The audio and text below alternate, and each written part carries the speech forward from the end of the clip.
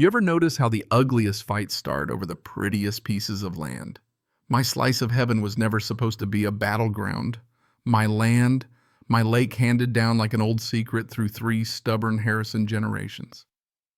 But it turns out all it takes is one ambitious HOA president, Karen, in a white BMW heels stabbing through my mud like she owned the earth to decide she could snatch it with a phone call and a smile that could curdle fresh cream. She swaggered onto my property that morning with a grin big enough to swallow the sun. Told me her investors would pay 50 grand.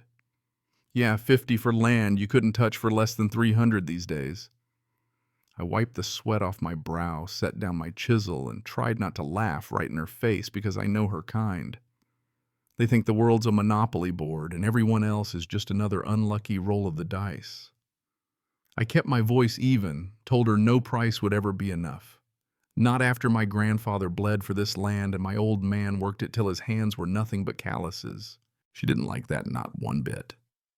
The way her eyes hardened, you'd think I'd just declared war.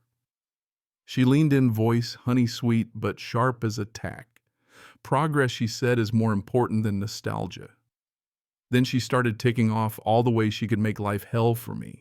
Zoning violations, code enforcement, environmental inspections.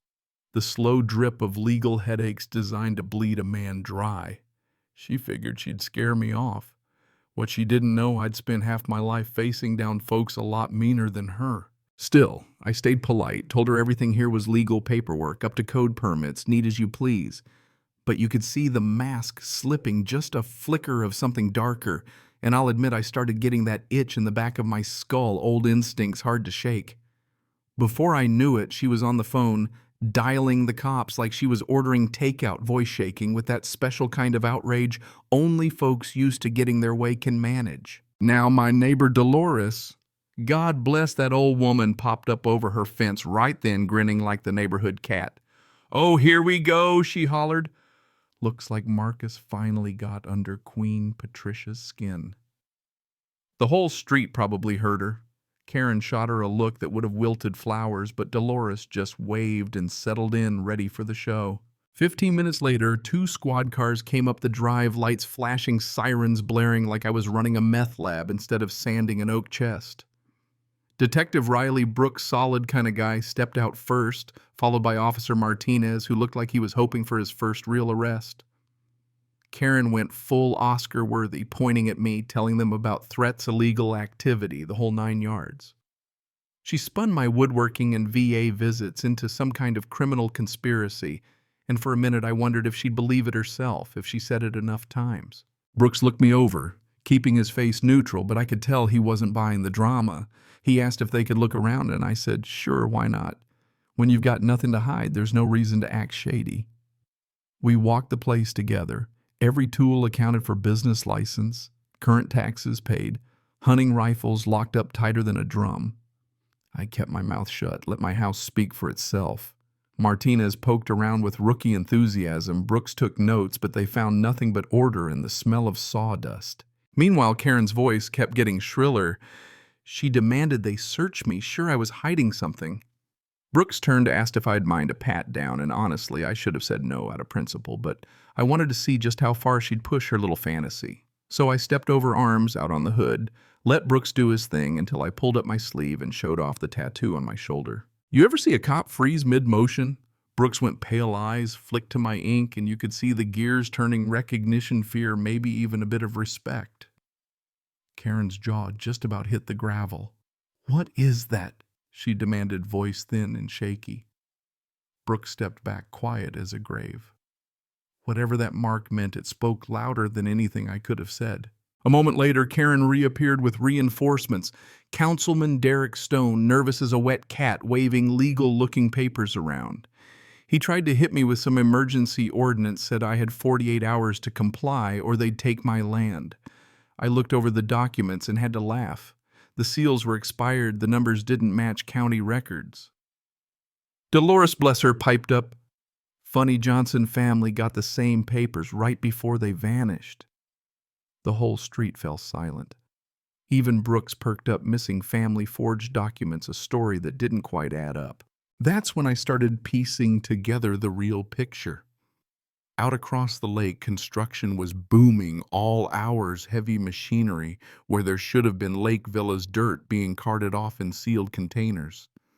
Brooks pressed Karen about the permits, but her answers were slick, too slick. And the details kept piling up: fake documents, families disappearing, a construction site that looked more like a military operation than suburban landscaping. That night I noticed something new. Someone had seeded the internet with a fake criminal record for me. Mugshots, fabricated charges, the whole smear campaign. It was slick, professional, the kind of cyber attack you don't see in HOA feuds. I dug into the digital trail. And what do you know? Eastern European cybercrime fingerprints, the same networks I'd crossed paths with in a life I'd tried to leave behind. So I called in a favor Sophia, my old partner from days I swore were behind me. Turns out she'd been tracking strange cyber activity in the area, and Karen, or Patricia as she called herself, was already on a federal watch list. Your little property dispute, Sophia told me, might be the crack we need to blow this wide open. Now that'll make your blood run cold. I don't care who you are. Next morning, things went sideways. Heavy equipment rolled right up to my property line. Karen talking rapid-fire Russian to a man built like a professional killer, posture eyes. The whole thing screamed military. That's when I realized the face behind the makeup wasn't Patricia at all. It was Petra Kazlov, a ghost from my past supposed to be dead after a botched raid in Montenegro 5 years back. Petra, the one who'd supplied weapons across 3 continents, the one whose IED ended my career, killed my team. And now she was here, hiding in plain sight with a small army. The firefight that erupted was something out of a fever dream, her operatives moving through the trees trying to flesh me out. But I'd spent 2 years prepping this place, every inch mapped for defense. Garden gnomes turned out to be booby traps, escape tunnels ran from the workshop, every sightline worked for me. Dolores was live streaming the whole damn thing, narrating like it was Sunday football. Marcus, honey, you owe me new gnomes. But this beats cable, while Brooks showed up with his own surprise federal backup. When Petra called out my old call sign Ghost, I knew the game was over.